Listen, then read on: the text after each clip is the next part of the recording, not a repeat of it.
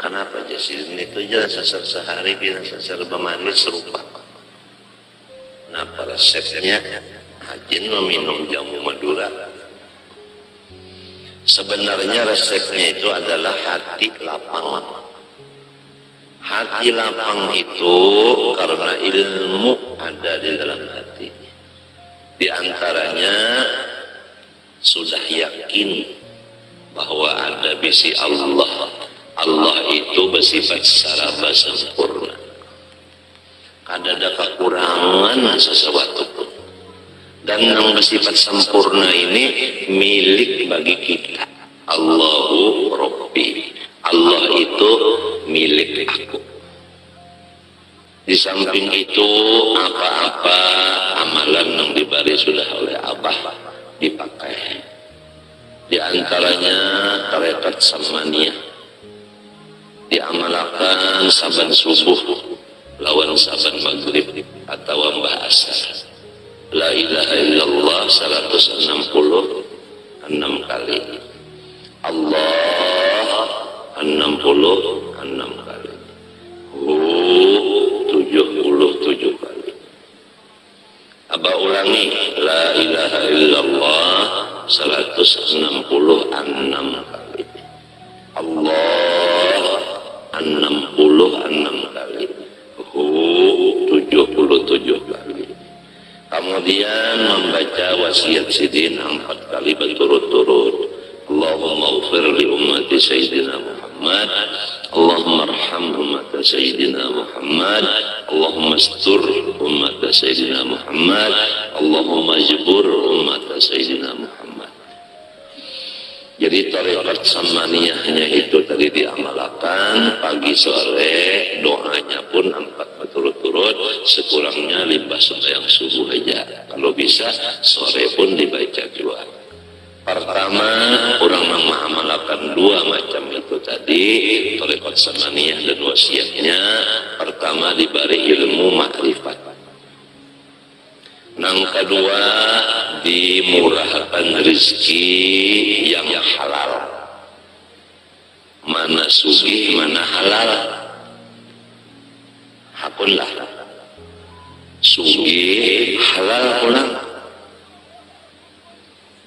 Nomor 3 ditulis jumlah wali kutub.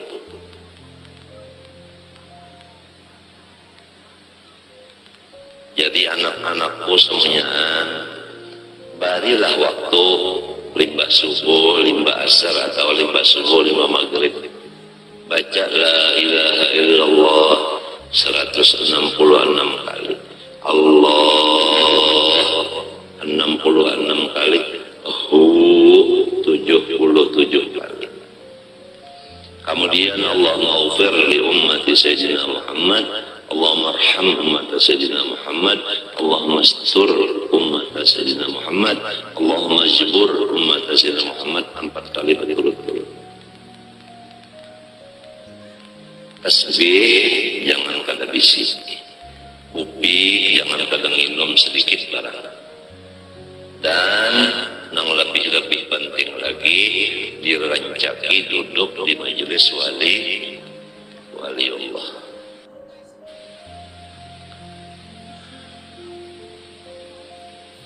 Nang jelas sudah Datuk Pelampayan wali itu jelas. Kalau kita ziarah ke sana duduknya aja berapa situ hitung memecah intal. Belum lagi kita memandang akan kuburan situ. Belum lagi kita membaca Yasin. Belum lagi kita membaca tahlil. Belum lagi kita membaca wasiat beliau. Setiap orang ziarah ke makam Kalampayan, Sidin minta kepada orang yang ziarah membacakan wasiat Sidin di dalam ziarah itu, yaitu belum lagi kita membaca wasiat beliau. Setiap orang ziarah ke makam Kalampayan, Sidin minta kepada orang yang ziarah membacakan wasiat Sidin di dalam ziarah itu, yaitu pertama membaca Qul huwallahu 13 kali, sholawat Nabi 14 kali, Fatihah sekali, Qul a'udzu birabbil falaq sekali, Qul a'udzu birabbin nas sekali.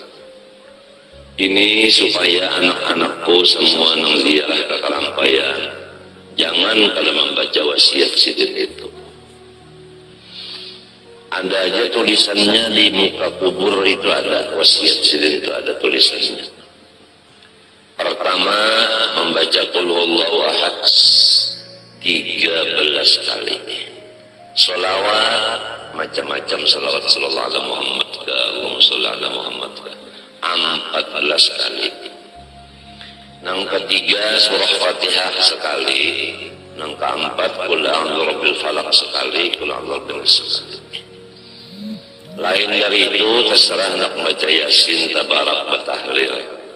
Hanya meminta kepada Allah, bertawassul, ya Allah ya Tuhan, ulun minta kepada Engkau dengan berkat Batu Kalampayan supaya ulun balaki ulun ijeh. Astagfirullah, salah diralat.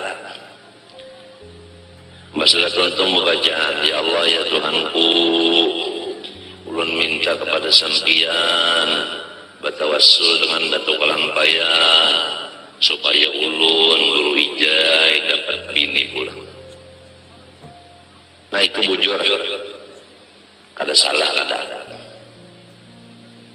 Amin. Nah kadudi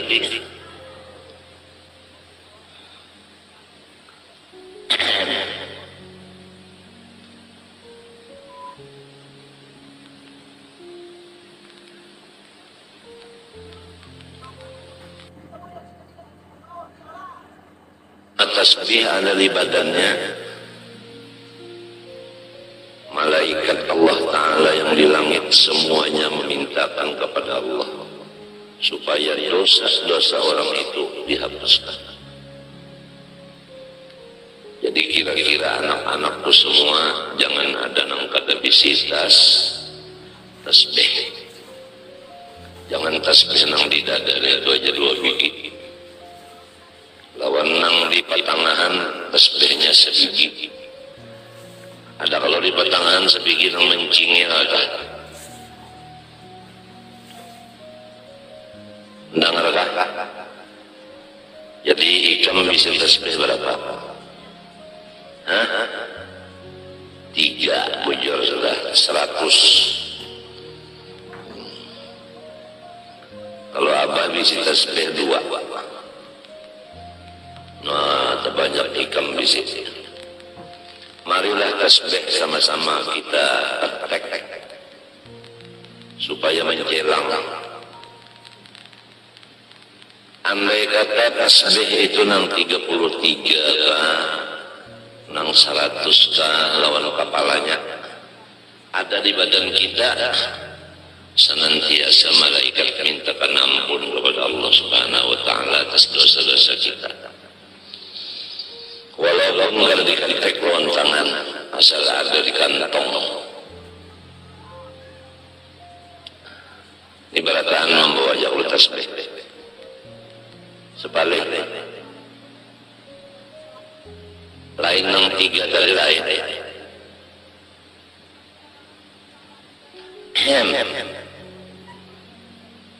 Menukar tasbih buntungnya.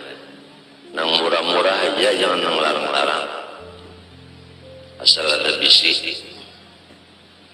Apalagi kalau bisa mengambil ijazah tasbih. Lawan guru itu mengambil ijazah lawan gurunya sampai kepada Sayyidina Muhammad SAW. Yang diantara fadilatnya ijazah tasbih itu masuk surga bi ghairi hisab. Limbah bangun dari kubur tengah dari dalam surganya aja. Kada tahu bepanas di padang mahsyar, kada tahu betiti siratal mustaqim, kada tahu betimbang, kada tahu berhisab. Pokoknya bangun di kubur ada di surga. Nah itulah ijazah tasbih. Satu lagi ijazah bersalaman. Rasulullah bersabda, siapa bersalaman dengan aku dan sampai hari kiamat, jazah musafahah, saya masuk surga kalau berhisab juga. Ada lagi yang semacamnya berasuk tangan, kalau bersalaman minto, berasuk tangan minto.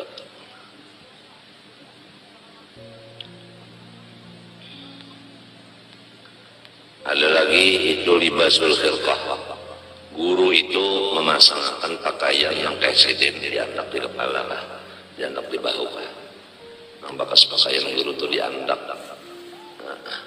Atas tasbih yang pakaian guru diandak di tangan. Itu semuanya satu persatu daripada 5 perkara itu adalah tujuannya masuk surga bighairi hisab. Dan itu ada silsilahnya dari guru ke guru sampai kepada Rasulullah SAW. Yang kedua, minum kufi. Selama rasa atau bau kupi masih ada di rongga seseorang, maka malaikat semuanya mintakan kepada Allah supaya dosa orang itu diampuni oleh Allah Subhanahu wa Ta'ala. Jadi kepada anak-anakku yang udah mengambil ijazah bersalaman dan tasbih, hendaklah jangan kena menginum kopi sehari semalaman walau sedikit barang minum kopi. Nah, selama kopi itu masih ada di dalam rongga kita, baunya, bekasnya itu, malaikat mintakan ampun segala dosa kita. Yang ketiga terakhir, selama kita duduk di hadapan atau di majelis orang waliullah, selama duduk di situ malaikat semuanya memohon kepada Allah, ampunilah dosa orang itu semuanya. Waliullah ini nang hidup lo nang mati sama, nang sudah dikubur atau nang belum dikubur. Cuma anunya bedanya, kalau nang dikubur kita kada kau pandel lagi, dan kita kada kau melihat lagi lawan sidin, dan kita kada kau lagi bersalaman lawan sidin. Sidin sudah dalam kubur, ya Allah. Kalau nang masih hidup kau bersalaman lawan sidin, kau melihat lawan sidin. Apabila sidin melihat kita atau kita melihat sidin, ada disebutkan di dalam riwayat kita, inna lillahi rijalan man nadha ilaihim nadratan sa'ida sa'adatan la yashqa ba'da abada. Ada satu riwayat, man nadharu ilaihi nadratan sa'ida sa'adatan la yashqa ba'daha abada. Bahwasanya wali-wali Allah Ta'ala itu apabila melihat akan seseorang dengan mata beliau, orang yang dilihat beliau itu untung selama-lamanya. Atau beliau kada melihat, tapi kita melihat beliau, ada cengangnya kita lawan sidin minten, maka si kita ini ditulis untung dunia akhirat. Lamun sidin melihat lawan kita, kita melihat lawan sidin, luar biasa. Nah, inilah hidup kita siang malam ini. Pertama, menuntut ilmu yang mengakibatkan kita ini sehari demi sehari bertambah untung. Jangan sehari-sehari bertambah rugi. Menggunakan mata, menggunakan muntung, menggunakan awak. Awak duduk di majelis waliullah, mata memandang waliullah, tangan bersalaman lawan waliullah, di awak ada tasbih. Sudah rancak kita mendengar apabila orang duduk di majelis waliullah, sama ada yang hidup maupun yang mati, duduknya itu sekadar memecah intalu sabiki, intalu mantah. Intalu mantah itu ambil sedikit, diketek lawan tangan pecah. Duduknya di majelis wali sekadar itu aja, setumat mana. Maka pahalanya kita duduk setumat itu lebih banyak daripada mulai keluar di parut beribadat siang malam non stop sampai mati. Misalnya ada seseorang namanya Abdullah, dia duduk di majelis wali sekadar memecah intalu sedikit. Ada seseorang namanya Abdurrahman, mulai keluar di parut Uma langsung beribadat siang dan malam, umurnya 100. Ada sengampihan beribadat 100 tahun mati. Maka Abdullah itulah yang paling sugih pahala daripada Abdurrahman tadi. Nah, itulah artinya cara orang mencari keuntungan hidup. Ma'andak akan burit duduk di majelis waliullah sekadar memecah intalu sedikit. Kalau duduknya seperempat jam memecah intalu berapa biji? Coba bayangkan, kalian aja untung banget. Cuma kalau orang munafik duduk di majelis wali itu sama dengan burung duduk di dalam sangkar. Dia berpikir hendak keluar daripada sangkar itu. Rasa kada nyaman di dalam sangkar. Dia lengah daripada Allah. Dia duduk bukan di majelis wali. Dia kada bisi tasbih. Dia membuang-buang waktu. Mata kada melihat kepada orang soleh. Telinga kada mendengar kata-kata orang soleh. Tangan kada bersalaman lawan orang soleh. Beelang bukan ke tempat orang soleh. Jadi salah inya juga kada menggunakan awaknya kepada yang semestinya. Jelas saja sudah. Fa inna lahu ma'isyatan dhanka, diberi hidupnya itu susah. Selain daripada di dunia susah. Wa nahsyuruhu yaumal qiyamati a'ma. Dia bangun dari kubur ke padang mahsyar di dalam keadaan buta matanya. Kada gampangan orang buta berjalan mulai di kubur ke padang mahsyar. Tahantuk-hantuk. Lalu berpanggil lawan Tuhan, Rabbi lima hasyartani a'ma wa qad kuntu basira. Ulun di dunia ya Allah melihat saja mata, kenapa lipat bangun di kubur ini picak? Ujar Tuhan, sudah berapa pelajaran-pelajaran disampaikan guru-guru agama, tapi ikam kada mau mendengar. Ada juga yang mendengar kada maasih, kada menurut, kada memakai.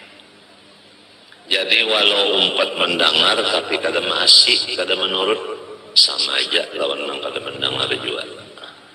Hidupnya susah, kena bangun di kubur menuju padang mahsyar itu picak. Wa kadzalika yauma tunsa.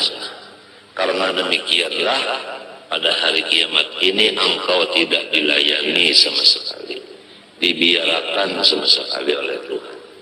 Ya Allah kasihan. Jadi anak-anakku semua, taubatlah kita daripada segala kesalahan yang sudah lewat. Janganlah berjalan kecuali ke tempat orang soleh. Jangan bakawan kecuali orang yang soleh. Jangan melihat kecuali kepada orang soleh. Jangan ziarah kecuali ke rumah orang soleh. Dan jangan kada bisi tasbih Dan sehari semalaman jangan kadang minum kopi walau sedikit. Di samping itu apa-apa amalan yang diberi sudah oleh Abah dipakai. Di antaranya tarekat samaniyah diamalkan saban subuh lawan saban maghrib atau mbah asar.